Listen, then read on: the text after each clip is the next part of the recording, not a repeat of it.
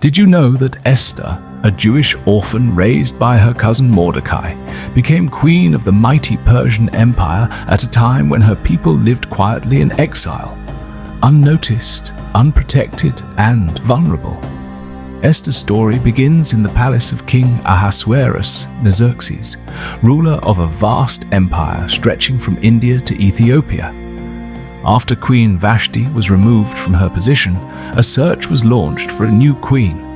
Among the many young women brought to the palace was Esther, beautiful, gentle, and wise. Yet there was something she kept secret: her Jewish identity. Mordecai had warned her to say nothing, for the times were uncertain, and so Esther found favor in the king's eyes and was crowned queen, unaware that her position would soon become the only bridge between life and death for her people.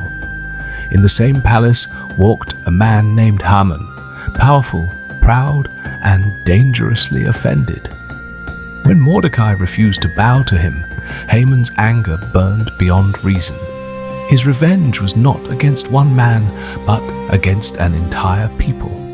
Discovering Mordecai was Jewish, Haman devised a plot to destroy all Jews throughout the empire, men, women, and children, on a single appointed day. Lots were cast, and the date was sealed. The decree went out. Fear spread. Mourning filled the streets. When Mordecai learned of the plan, he tore his clothes and cried aloud. Then he sent word to Esther, urging her to speak to the king.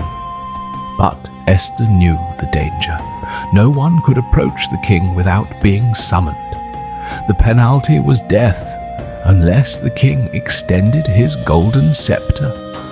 It was then Mordecai spoke words that would echo through generations. Who knows whether you have come to the kingdom for such a time as this? Esther understood. This was her moment. She called for a fast, 3 days of prayer and sacrifice among the Jews. Then, risking her life, she dressed in royal robes and stepped into the king's presence. The room held its breath. The king extended the scepter. Instead of accusing Haman immediately, Esther moved with wisdom. She invited the king and Haman to a banquet, then another. At the second feast, the king asked her true request. With courage steadying her voice, Esther revealed the truth. I am a Jew, and my people have been sold to destruction. The king was furious. When he discovered that Haman was the architect of the plot, justice fell swiftly. The very gallows Haman built for Mordecai became his own end. The decree was reversed. The Jews were saved. Mourning turned into celebration. Mordecai was honored. Esther was remembered. And a festival was established, Purim, to forever mark the day when sorrow was turned into joy and death into deliverance. Did you know that Esther never performed a miracle, never parted seas, and never called down fire from heaven? Yet her courage, silence, timing, and faith saved a nation.